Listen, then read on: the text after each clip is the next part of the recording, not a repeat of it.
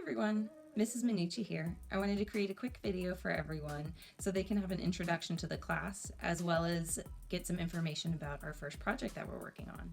For starters, I've sent out a live grades message to all students and adults outlining a lot of really great information for the start of the year. So to begin with, let's look at the website.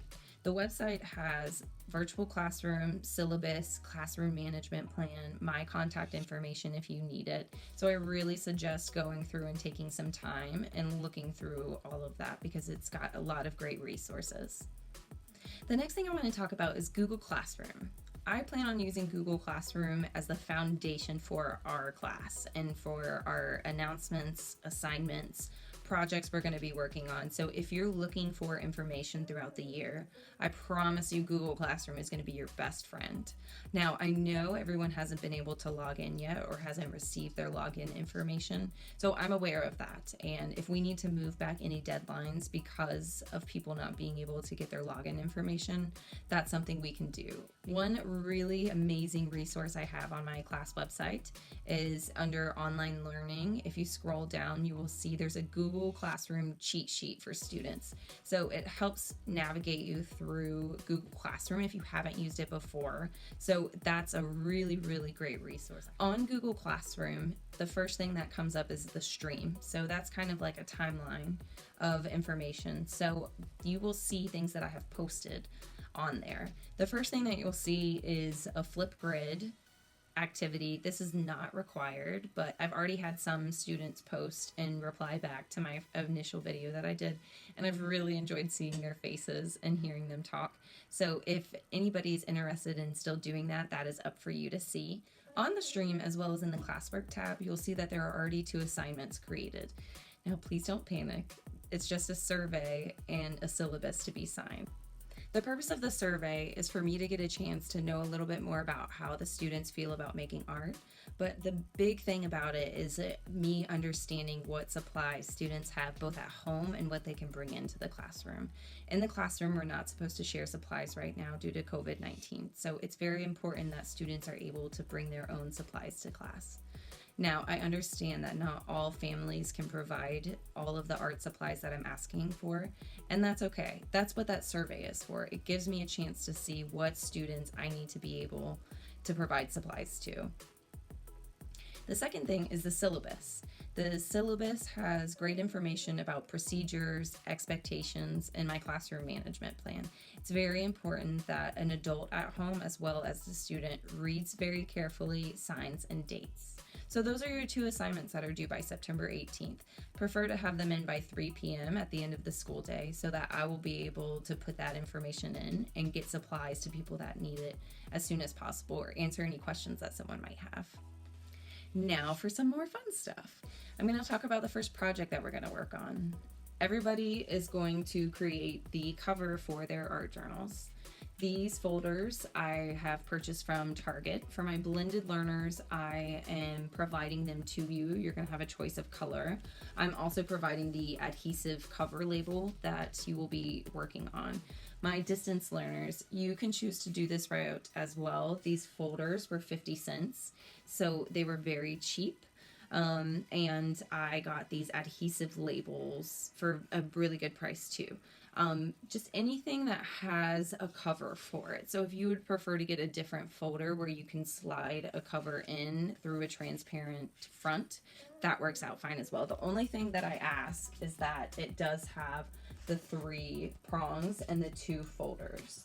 This art journal is going to be very important throughout the year because it's giving you an opportunity to keep all of your artwork, art responses, everything that we do in class in one place. So it's a lot less likely for things to go missing if we can keep them all in one place.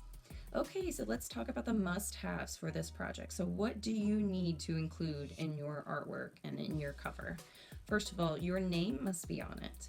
That way, if it ever gets lost or left somewhere, we're going to know who it belongs to. Or when I'm going through and grading, it's going to be really easy for me to grade it and to give it back to the student that it belongs to. So your name and easy to read. Now, elements of art. There is a video that has already been posted as well for all students to view, explaining all of the elements of art. If you do not know what the elements of art are, I highly suggest going through and viewing this, because students are going to be required to include at least one of the elements of art into their artwork. The next thing you're going to have is an organizer that I created. It's called Build a Work of Art. It gives you a chance to kind of brainstorm about your artwork. As you can see, you're going to have to circle what element of art or elements you want to use in your artwork. You're going to have to consider what ideas you want to talk about in your artwork, what ideas you want to show. And finally, your goal. So is there something you want to learn from this? Do you want to learn how to create a certain type of letters? Or do you want to learn how to communicate a specific idea in your artwork? Next, we are going to sketch our design before we actually put it on our final piece of paper on the label that goes onto the art journal. This is a really important part of the artistic process. This gives you a chance to work out your ideas and to develop your ideas before putting them on your final work of art. For my blended learners, it's going to be required for you to show me your sketch and let me approve it before I give you the label. That just gives us a chance to save some paper and to not go through a whole bunch of labels when it's something we could have sketched out before. Distance learners, I'm going to ask the same thing of you, but because you have an option of what cover you use or what kind of materials you use, I suggest following the same where you sketch it. If you want, you can get it approved by me first and then create your final design and cover. And then finally, of course, it's to create. That's the main goal of this project. So we're creating a design for our art journal, so something that we can be proud of, something that we can carry around with us all year. So if we're looking at my cover, you can see that I have written my name and you can read it. I have included all of the elements of art. As I've said previously, you're only required to add one, but because I'm the art teacher, I wanted to include all of them so everyone could see. So you can see there's line, shape, color, form. There's some texture that you can see back here. I've created an illusion of space and also used value. So this, if we look at this, one thing I want to consider is the message that I'm trying to send, or the message that you want to communicate in your artwork, because that's something that artists do every day that they create art. It's how are we communicating our ideas and putting them on paper or creating art with them. So that's really something to consider. How do artists do that? A lot of times through symbols and subject matter. So if we look at my work of art, you can see a lot of different things coming through in my artwork. There are a lot of the green and yellow organic shapes, and that's to represent my love for plants and for growing things. I have a lot of plants at home, and we try really hard, my husband and I, to take care of them.